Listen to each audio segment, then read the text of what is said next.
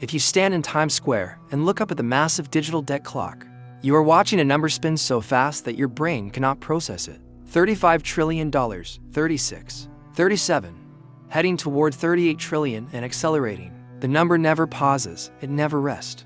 It simply climbs, as if gravity itself has been reversed. For decades, politicians told us not to worry.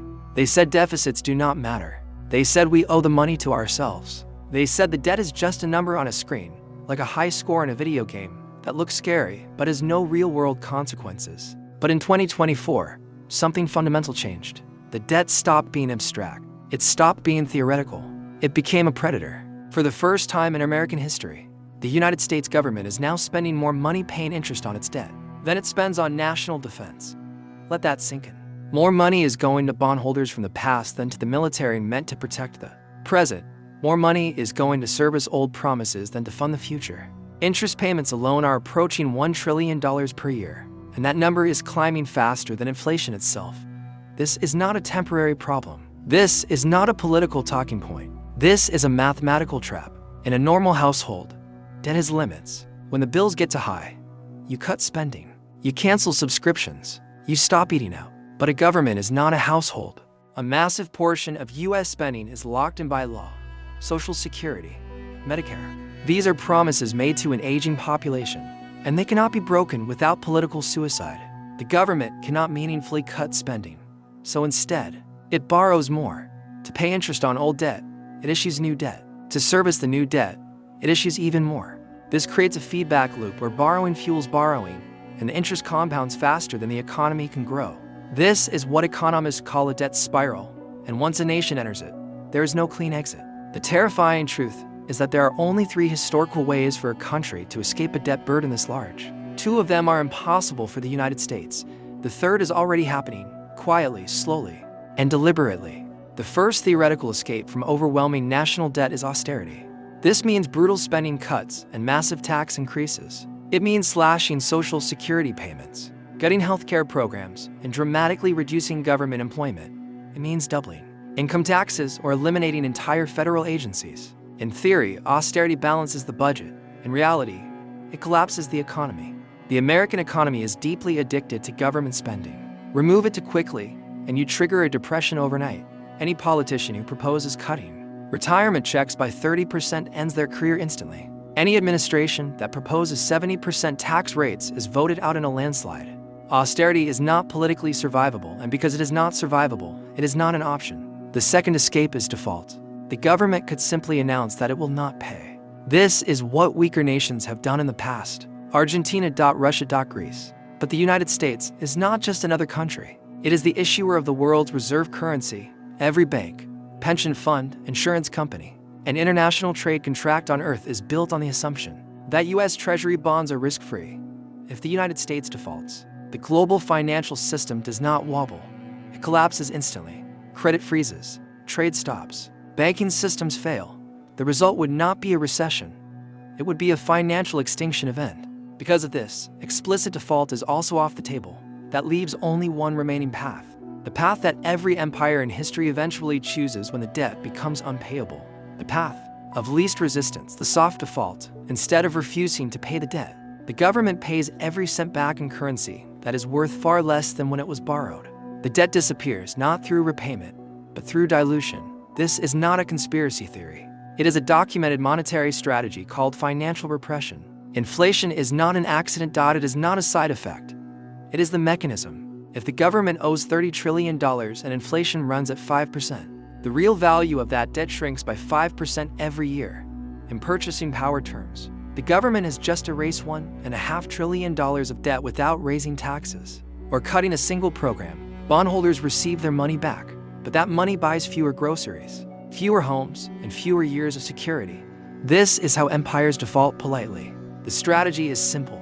Keep interest rates lower than inflation. Let prices rise faster than savings. Transfer wealth silently from savers to the state. The winners are debtors. The losers are anyone who stores value in cash or bonds. For decades, the Federal Reserve claimed independence.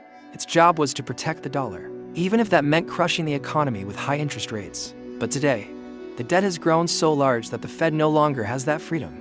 If interest rates return to the levels of the 1980s, The interest bill on the national debt would exceed total tax revenue. The government would collapse. This is fiscal dominance. The Treasury is now in control. The central bank's role is no longer to fight inflation, but to keep the government solvent. Inflation is tolerated, sometimes encouraged. Rates are held below where they should be. The money printer is permanently welded to the federal budget. This is not a crash. It is a slow boil. The debt will climb to 40 trillion, then 50. But the dollar will quietly lose value year after year. At 5% inflation, your savings are cut in half in 14 years. That is not an accident. That is the plan. To make this strategy work, the government must prevent investors from demanding higher interest rates. In a free market, reckless borrowing would force yields upward. But this market is not free. It is engineered through banking regulations and liquidity rules. Financial institutions are legally required to hold government bonds. These bonds are classified as high-quality liquid assets, meaning banks must own them to operate. It does not matter if the yield is negative in real terms. It does not matter if inflation is destroying their value. The system forces demand. At the same time, the government quietly redefines inflation itself. The Consumer Price Index determines cost of living adjustments for Social Security, pensions, and inflation-protected bonds. If CPI rises too fast, government expenses explode, so CPI is managed. Substitution effects assume you downgrade your lifestyle when prices rise. Hedonic adjustments assume price increases disappear. If quality improves, the result is an inflation number that no longer reflects reality. Using older methodologies, real inflation would be consistently double the official rate. This is not incompetence. It is accounting warfare. New money does not enter the economy evenly. It enters through the financial sector. Banks, hedge funds, and asset managers receive freshly created money first. They use it to buy stocks, real estate, and technology. Prices rise. By the time wages adjust, inflation has already done the damage. This is why since 2008 we have seen a K-shaped economy. Asset owners thrive. Wage earners fall behind. The national debt is being paid off by liquidating the middle class. Saving no longer works. Cash guarantees loss. Bonds guarantee loss. To survive, people are forced into risk. The economy becomes a casino where safety itself is destroyed. Physical cash limits government power. You can withdraw it. You can hide it. You can escape negative rates. A digital-only currency removes that escape. Central bank digital currencies allow instant taxation, negative rates, spending restrictions, and expiration dates. Money becomes programmable. Control becomes absolute. This is not theoretical. It is being tested globally right now. The transition is framed as convenience. It is not. It is about control during the final stages of the debt cycle. When subtlety fails, governments take directly. In 1933, the US government criminalized private gold ownership. Citizens were forced to surrender their protection against inflation. Executive Order 6102 was not ancient history. It was a precedent. The question is not whether debt will be erased. It already is. The question is who pays. The United States will not default loudly. It will default quietly. Through inflation, through regulation, through digital control. The winners will own scarce assets. The losers will trust the system. The American dream of saving your way to freedom is over. We are now living in an era of asset survival. If this changed how you see money, hit like, subscribe, and comment below if you think the next seizure will be silent or sudden.